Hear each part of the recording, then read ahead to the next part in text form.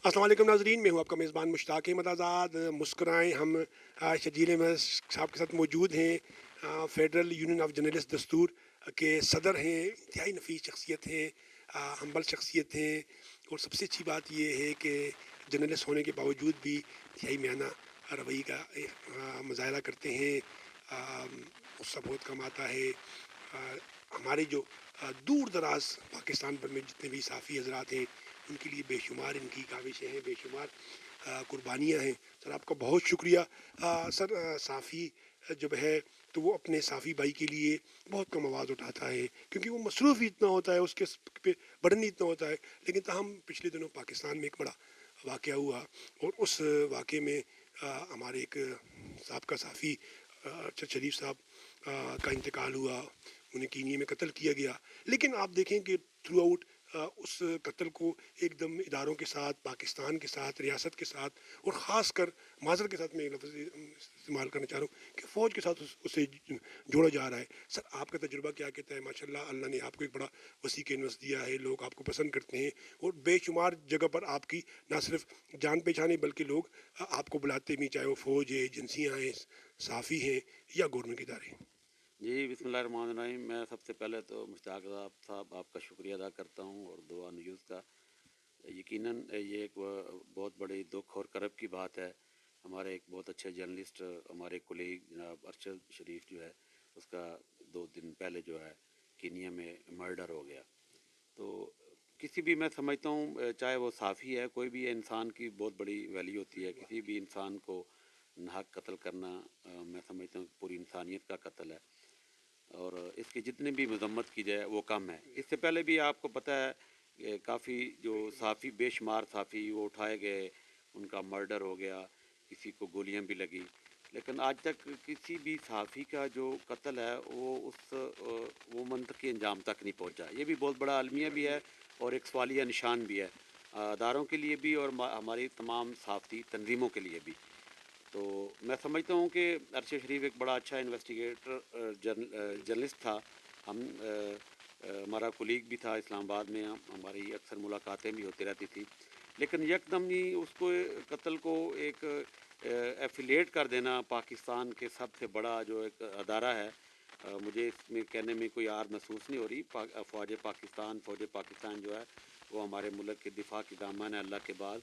तो जब तक किसी भी आप उस नतीजे तक ना पहुँचे तो उससे पहले ही किसी पे इल्ज़ाम लगाना या दारों के ख़िलाफ़ ऐसी बातें करना, मैं समझता हूँ कि इसकी भी मजम्मत जितनी की जाए वो कम है। और अभी तो उनकी डेड बॉडी आज रात को पाकिस्तान पहुँच रही है। उसके बाद वज़ीर-ए-आज़म पाकिस्तान ने भी कीनिया के जो प्रेसिडेंट है उनसे टेलीफोनिक उनका रब्ता भी हुआ है। उन्होंने भी तहकीकात का मुतालबा भी किया है, और आज वज़ीर-ए-आज़म ने सऊदी अरब जाने से पहले भी कहा है कि जो एक सुप्रीम कोर्ट के जज हैं उनके सरबराही में एक ट्रिब्यूनल बनाया जाएगा, तहकीकाती कमीशन बनाया जाएगा। तो मैं समझता हूँ कि कत्ल की हम भरपूर मदम्मत करते हैं। बतौर सदर Pakistan federal union of journalist दस्तूर, मैं अपने कोलीग अरशद शरीफ के कत्ल की मेरी पूरी तंजीम भरपूर मदम्मत करती है। हम कल भी उनके घर पर भी गए, और मैं ये भी बताता चलूँ कि उनकी जो वाइफ हैं जुवेरिया सिद्दीक, वो भी हमारी जर्नलिस्ट बहन है। उन्होंने मेरे साथ हज भी किया 2011 में। जुवेरिया सिद्दीक ने, वो पहले ATV में काम करती थी, तो ये एक बहुत बड़ा सानिया भी है।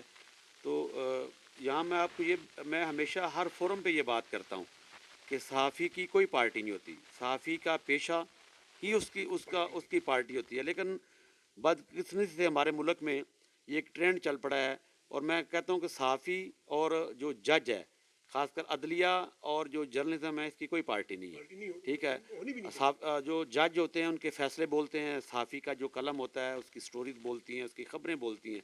लेकिन हमने ये देखा है कि जब से ये इलेक्ट्रॉनिक मीडिया आया, तो बहुत ज़्यादा एंकर जो हैं वो आके टीवियों पर टॉक शो करते हैं, और अब लोगों के ज़हनों में वो एंकर का कंसेप्ट ही साफ़ी बन चुका है। हालांकि सहाफ़त सहीफ़े से निकला हुआ एक मुक़द्दस लफ्ज़ है और रियासत का चौथा सतून है। मैं हमेशा कहता हूँ कि आपकी एक सच्ची खबर किसी की ज़िंदगी बना सकती है, और आपकी एक फेक, झूठी और ब्लैक मेलिंग वाली खबर किसी की ज़िंदगी जो है वो तबाह भी कर सकती है। और ख़ुद कुरान करीम में इरशाद है कि जब कोई फासिक तुम्हारे पास खबर लेकर आए तो उसकी खूब तहकीक कर लिया करो। یہ اتنا پیغمبرانہ پیشہ ہے ہمارے پاس، یہ جو صحافت کا پیشہ ہے، کل اللہ کے حضور اس کی پوچھ گچھ ہونی ہے کہ اللہ نے آپ کو ایک اتنا رسپانسیبل ڈیوٹی دی تھی کہ آپ نے اس ڈیوٹی کو ادا کیا، لیکن ہم نے دیکھا جو جس کی بھیٹ کرتا ہے وہ اسی کا وہ ایک ترجمان بن جاتا ہے. تو یہ میں اس کو صحافت نہیں سمجھتا. جو لوگ پاکستان مسلم لیگ کی بیٹ کرتے ہیں، ان کے ساتھ تعلق ہوتے ہیں، تو جو پیپل پارٹی کی کرتے ہیں، پی ٹی آئی کی کرتے ہیں، تو صحافی جو ہے نا، صحافی جو ہے ہمیشہ غیر جانبدار ہوتا ہے. ٹھیک ہے. عرشد شریف صاحب کا بیک گراؤنڈ ہم سب کے سامنے ہے. عرشد شریف صاحب بھی ایک صحافی تھے ہماری طرح، وہ ایک نیشنل چینل پہ چلے گئے. ہم بھی الحمدللہ ایک ادارے میں کام کر رہے ہیں. صحافی میں سمجھتا ہوں کوئی صحافی چھوٹا بڑا نہیں ہوتا، صحافی صحافی ہوتا ہے. اس کی خبر کی سچائی اس کا کریڈٹ ہوتی ہے. عرشد شریف صاحب کو بھی وہ پہلے پاکستان آرمی کے لیے بھی کام آپ کے سامنے ان کے ڈاکومنٹ بے شمار انہوں نے کی. I S P are in کو لے کے گئے کافی جگہوں پہ، بے شمار جگہوں پہ آپ نے دیکھا. ہیلی کاپٹر پہ لے کے گئے، آج بھی سیاچین پہ لے کے گئے. جی آج بھی ان کے جو کلپس وغیرہ آ رہے ہیں، تو اس میں وہ جہاں بارڈر پہ انہوں نے رپورٹنگ کی. تو میں سمجھتا ہوں کہ ایک دم ہی آپ کسی پہ بلیم کر دیتے ہیں، یہ طریقہ کار غلط ہے. اور یہ پچھلے کچھ سالوں میں جو ہے نا، جب سے یہ سوشل میڈیا آیا ہے، اس وجہ سے یہ جو طوفان بدتمیزی ہے کہ بغیر تصدیق کے آپ کسی کے بارے میں ٹویٹ کر دینا، کسی کو ایفیلیٹ کر دینا، میں سمجھتا ہوں کہ یہ مثبت طریقہ نہیں ہے. اچھا سر، میں آپ کی سر ایکسپریس کے ساتھ میری وابستگی کچھ رہی. سر ایکسپریس میں ایک پروگرام آیا کرتا تھا آفتاب اقبال صاحب کا، خبردار کے عنوان سے. تو ہمیں پتہ تھا کہ اس کے پیچھے کتنے بڑے بڑے صحافی کام کر رہے ہیں، لیکن نام صرف جو آتا تھا وہ آفتاب اقبال صاحب کا آتا تھا، جبکہ اس کے پیچھے کتنے لوگ کام کرتے تھے اور کہاں سے چیزیں لاتے تھے. تو یہ آپ بالکل صحیح فرما رہے ہیں. اچھا سر، ہمارے یہاں جو ماضی ہے اس میں کچھ واقعات ہوئے بھی ہیں. میں یہ سمجھتا ہوں کہ ہمارے بے شمار صحافی ہیں، انہوں نے بھی بہت جو ہیں وہ کام کیے جو ان کو نہیں کرنے چاہیے تھے. جرنیلوں نے بھی کیے ہیں، ججز نے بھی کیے ہیں، بزنس مین نے بھی کیے ہیں، ہمارے بیوروکریسی نے بھی کیے ہیں. تو اس تناظر میں لوگ اس طرف یہ بات کر رہے ہیں، آپ اس کو کس طرح دیکھتے ہیں؟ جی جی بالکل آپ صحیح فرما رہے ہیں مشتاق صاحب. فوج بھی ہے، فوج بھی ایک ادارہ ہے، اور اس کو بھی ہمارے جیسے انسان ہی چلاتے ہیں. اور ہر انسان جو ہے وہ کوئی عقل کل نہیں ہوتا. ہر انسان ہے، بشری تقاضا ہے، انسان سے غلطیاں بھی ہوتی ہیں. ماضی میں بہت ساری غلطیاں ہوئی، لیکن بحیثیت مجموعی ادارہ آپ کسی کو ٹارگٹ نہیں کر سکتے. بہت سے جرنیل ہیں، ان سے بہت بڑی غلطیاں ہوئی. آج پاکستان کا ایک حصہ میں جو کھونا بھی پڑا، جو جس کو ہم بنگلہ دیش کے نام سے جانتے ہیں، وہ بھی پاکستان کا ایک حصہ تھا. جرنیلوں سے بھی غلطیاں ہوئی ہیں. مقدس جو ہمارے معزز آنریبل جسٹس صاحب ہیں نا، ان سے بھی بڑے بڑے تاریخی غلط فیصلے ہوئے ہیں. اسی طرح کچھ صحافیوں نے بھی جو ہے نا، وہ بھی ان سے بھی غلطیاں ہوتی رہتی ہیں. لیکن بحیثیت ادارہ میں سمجھتا ہوں کہ کسی کو ٹارگٹ نہیں کیا جانا چاہیے. پاکستان کی فوج جو ہے وہ پاکستان کے دفاع کی ضامن ہے. آج اللہ کے بعد اگر پاکستان کا وجود جو ہے وہ آپ کو پتہ ہے پاکستان کے وجود کتنے لوگوں کو کانٹے کی طرح چبھتا ہے. پوری دنیا کا یہود و ہنوز جو ہے وہ ہمارے خلاف ہے. آپ دیکھیں کہ پوری دنیا میں ایٹم بم بنایا، لیکن جب ہم نے ایک ایٹم بم بنایا تو ہمارے ایٹم بم کو اسلامی بم کے نام سے تشبیہ دی گئی. ابھی ریسنٹلی امریکہ کے پریزیڈنٹ نے ایک بیان دیا، جو بعد میں انہوں نے واپس بھی لیا، کہ پاکستان کا جو ایٹم بم ہے وہ محفوظ ہاتھوں میں نہیں ہے. تو یہ ڈے ون سے یہ کوششیں اور یہ سازشیں ہوتی رہی ہیں اور ہوتی رہیں گی. لیکن ان سازشوں کا ہم سب نے مل کر مقابلہ کرنا ہے. اس میں صحافی بھی اتنی ان کا رول امپورٹنٹ ہے، ججز کا بھی ہے، فوج کا بھی ہے، عوام کا بھی ہے. تو میں سمجھتا ہوں کہ بحیثیت قوم ہمیں یہ سوچنا ہوگا کہ فوج کے ادارے کو ابھی اس کی انویسٹیگیشن ہو رہی ہیں، اور پھر اتنا بڑا ایک سانحہ ہوا ہے کسی ملک کی پولیس کا. آخر میں آپ سے جو بنیادی سوال ہے وہ یہ کہ کینیا کے پس منظر کے حوالے سے آپ کیا دیکھتے ہیں، اور وہاں پر جا کر عرشد شریف صاحب کی جو رہائش تھی، عرشد شریف صاحب وہاں چلے گئے تھے، اور پھر وہاں پر یہ واقعہ ہوا، اس کو آپ کس طرح دیکھتے ہیں؟ جی بڑا اچھا آپ نے سوال کیا ہے کہ اس کو ابھی انڈر انویسٹیگیٹ یہ سارا معاملہ. تو عرشد شریف پہلے یو اے گئے، یو اے سے پھر وہ کینیا چلے گئے. تو آپ دیکھیں کوئی بھی کسی بھی ملک کی جو ایجنسی ہوتی ہے، وہ جس کا کام ہوتا ہے امن امان کی صورتحال کو کنٹرول کرنا، وہ اس ملک کی نیشنل پولیس ہوتی ہے. تو کوئی بھی پولیس اپنے ساتھ اتنا بڑا الزام فوری طور پر نہیں لیتی. کیونکہ پولیس نے کہا ہم نے مارا ہے. وہ ان کی پولیس کی ایک سٹیٹمنٹ ہے کہ یہ ایک واقعہ ہوا ہے، تو ہمیں اس پس منظر میں بھی دیکھنا ہوگا. اور پھر دوسرا میں سمجھتا ہوں کہ ارشد شریف کون سا ایسا بڑا کام کر رہے تھے جو اللہ معاف کرے، یا کوئی فوج کے خلاف وہ کام کر رہے تھے، یا کوئی ایسا کام کر رہے تھے کہ جو اتنا ہائی ٹارگٹ اس کو کیا گیا، یا پاکستان کی فوج نے کینیا کی پولیس کو خرید لیا. میں سمجھتا ہوں کہ یہ کہنا قبل از وقت ہے. جب پولیس ایک ذمہ داری خود لے رہی ہے کہ وہاں پر ایک وقوع ہوا، ٹھیک ہے، اس کے وقوع کے تناظر میں وہاں پہ انہوں نے کوئی سرچنگ چیکنگ کر رہے تھے، تو میں سمجھتا ہوں کہ یہ ایک سیون غلطی بھی ہو سکتی ہے.